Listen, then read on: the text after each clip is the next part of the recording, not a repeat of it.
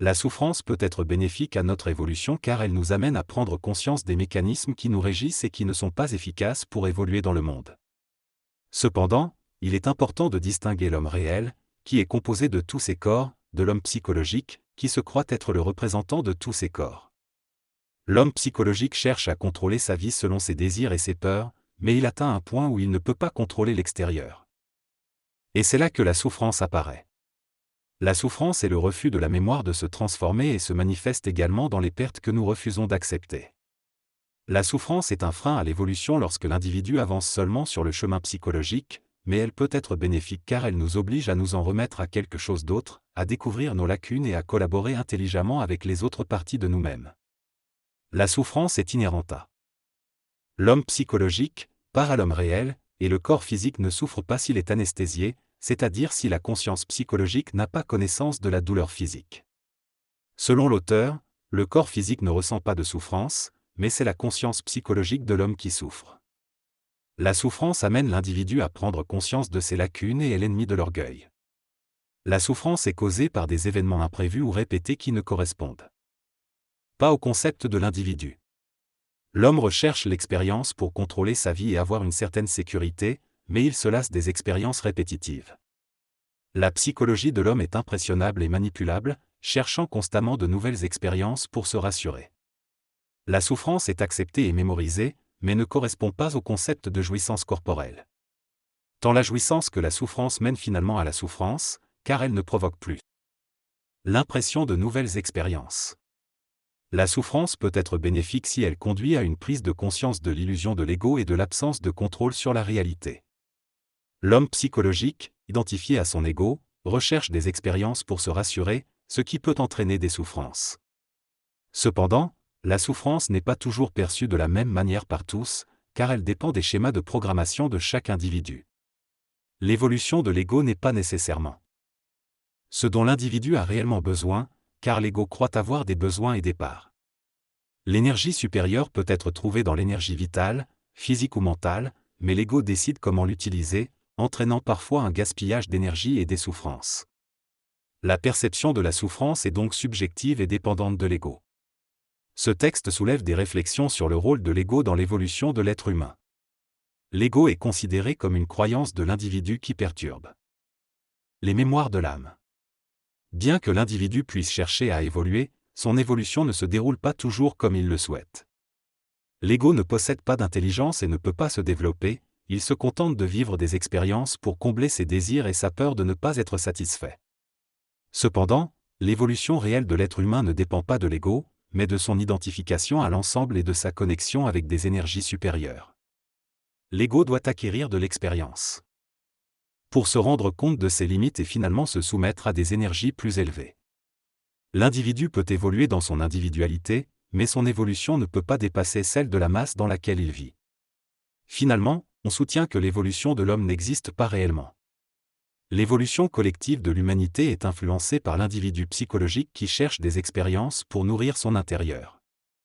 Les différentes formes de recherche, que ce soit dans la religion, est-ce école traditionnelle, l'ésotérisme ou la psychologie, ne servent qu'à l'évolution de l'homme psychologique qui est en quête d'identité.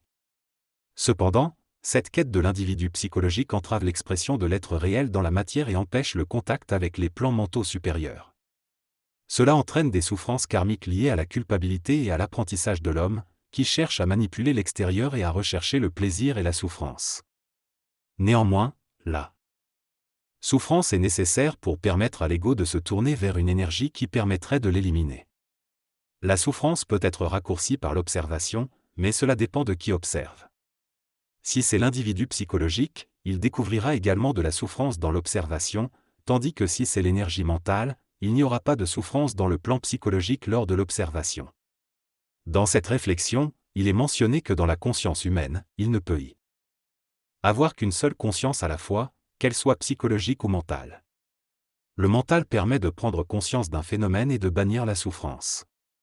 Il est suggéré qu'il serait bénéfique d'enseigner la conscience mentale pour évoluer collectivement. Cependant, il est souligné qu'il ne s'agit pas d'essayer d'observer mentalement, mais plutôt d'instaurer une observation mentale. Il est important de distinguer l'observation mentale de l'illusion dans l'astral qui peut mener à des illusions. L'individu qui décide de s'observer peut être trompé par l'observation, car c'est l'être psychologique qui s'observe, cherchant à éliminer des éléments non souhaités de sa psychologie. L'observation est considérée comme bénéfique, mais il faut prendre conscience de la possibilité d'être berné par cette observation. Lorsque le mental observe, les expériences et les événements sont enregistrés dans la mémoire sans souffrance. Lorsque l'être psychologique observe, il n'y a pas de souffrance consciente, mais il peut y avoir des impressions de colère, de peur, etc. qui peuvent être éliminées par l'observation. Cependant, si l'observation est uniquement mentale, il n'y aura qu'une impression de la réalité de l'événement et non une gravure profonde dans le mécanisme psychologique. En ce qui concerne l'évolution collective, sans enfant, il n'y a pas d'évolution réelle. La transmission génétique est essentielle pour l'évolution de l'espèce humaine. L'évolution individuelle, TAL, a peu d'importance dans le plan évolutif réel, bien qu'elle puisse apporter un processus d'évolution vibratoire. Cependant, l'évolution individuelle n'a pas d'impact sur l'évolution de l'humanité dans son ensemble. Les gourous et les enseignants qui communiquent avec une masse ont plus d'impact sur l'évolution collective que les individus isolés. Ils peuvent élever le taux vibratoire de leur auditoire, mais ne peuvent pas le diminuer. En somme, l'évolution collective ne peut pas être réduite par les actions d'un individu, mais peut être favorisée par ceux qui élèvent les vibrations de la collectivité. Le comte de Saint-Germain ne pouvait pas diminuer l'évolution vibratoire de la masse. Il est possible de stimuler l'astral pour donner l'impression d'évolution, mais personne ne peut réellement baisser le taux vibratoire de l'évolution d'une race. Un individu peut influencer l'astral en rassemblant un grand nombre de personnes, mais cela n'affecte pas l'évolution collective. Ces guerres ont permis le mélange des races et l'évolution génétique de l'homme, mais elles ne sont plus nécessaires à présent. En réalité, les guerres ne font qu'augmenter l'inflation de l'astral. Lorsqu'une personne accumule trop d'expérience, son ego aspire les mémoires volatiles, ce qui peut mener à la domination de l'ego sur l'âme. Les égos finiront par s'auto-digérer et les individus égoïques chercheront l'impersonnalisation. Cependant, un individu égoïque ne peut pas être impersonnel tant qu'il a un corps physique personnalisé. L'évolution du corps physique se produit uniquement lorsque le potentiel de l'astral et de l'âme vibre à une certaine fréquence, ce qui peut perturber le plan vital et physique. Aucun individu ne peut faire évoluer l'humanité, et un individu ne peut pas dépasser la collectivité qui l'entoure. Selon ses propos, pour évoluer au-delà du niveau atteint par la collectivité, il est nécessaire de changer de pays et explorer de nouveaux horizons. L'individu ne peut pas dépasser son maître en le suivant aveuglément, il doit éventuellement se détacher de lui. De plus, la transmission génétique joue un rôle dans l'évolution, car un enfant issu de parents évolués a plus de chances d'être lui-même muté. Cependant, l'évolution ne se limite pas seulement au plan psychologique, mais englobe également les plans physiques, vital et mental.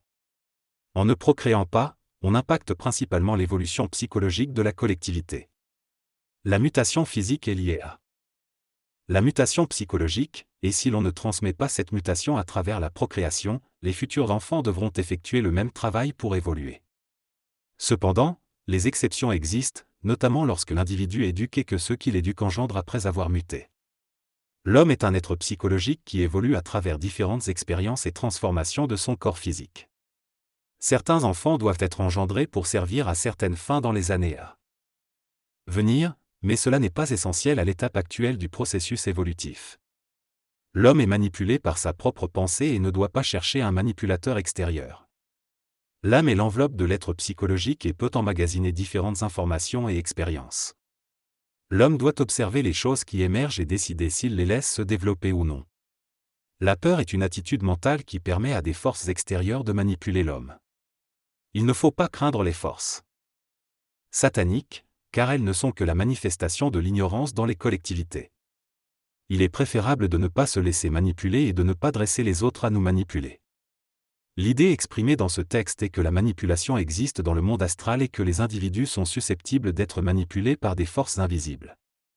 Cependant, l'auteur soutient que la manipulation ne peut avoir lieu que si l'individu est réceptif à cette forme de manipulation. Il affirme que l'être humain psychologique est manipulé et le sera toujours, que ce soit par des forces astrales ou supramentales. Il explique que la manipulation se produit lorsque l'individu a peur de changer ou ne connaît pas la manipulation. L'auteur suggère que l'individu doit travailler sur lui-même plutôt que de chercher à maudire le manipulateur, et que chaque individu doit cesser de contribuer de manière négative pour éliminer la manipulation. Finalement, l'auteur souligne que l'homme mental n'est pas complètement manipulé car il n'est ni personnalisé ni identifié, contrairement à l'homme psychologique. Il conclut en affirmant que tant que l'individu réagit aux manipulations, il est encore assujetti à la manipulation.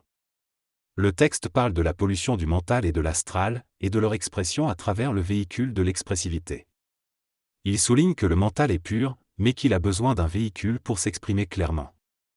Il aborde également le concept de manipulation, expliquant que les êtres qui sont manipulés acceptent souvent cette manipulation. Il mentionne également le rôle de l'orgueil dans la manipulation et la nécessité de le laisser disparaître pour ne plus être manipulé.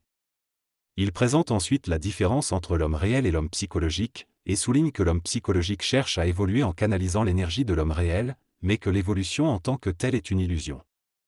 Il conclut en expliquant que l'homme réel veut simplement s'exprimer et transformer l'énergie physique, ce qui n'est pas nécessairement une évolution génétique ou adaptative. Dans ce passage, l'auteur discute de l'évolution psychologique de l'homme et de son expression dans la réalité. Il souligne que l'homme psychologique cherche à évoluer et à gérer l'expression de ses énergies. Cependant, le corps physique est actuellement influencé par la psychologie astrale, ce qui empêche l'expression des énergies supérieures de manière rationnelle et intelligente. L'intelligence, telle que recherchée par l'homme, se trouve dans le plan mental ou supramental, et doit passer par le plan mental pour régir l'homme psychologique. L'auteur affirme également que dans le plan psychologique, l'intelligence n'est en réalité qu'une structure et une coordination des éléments, appelée trame, et non une intelligence réelle. Cette structure permet certaines choses et en interdit d'autres, mais cela ne signifie pas que le plan psychologique a une intelligence propre. Finalement, l'auteur propose une pause avant de poursuivre la discussion.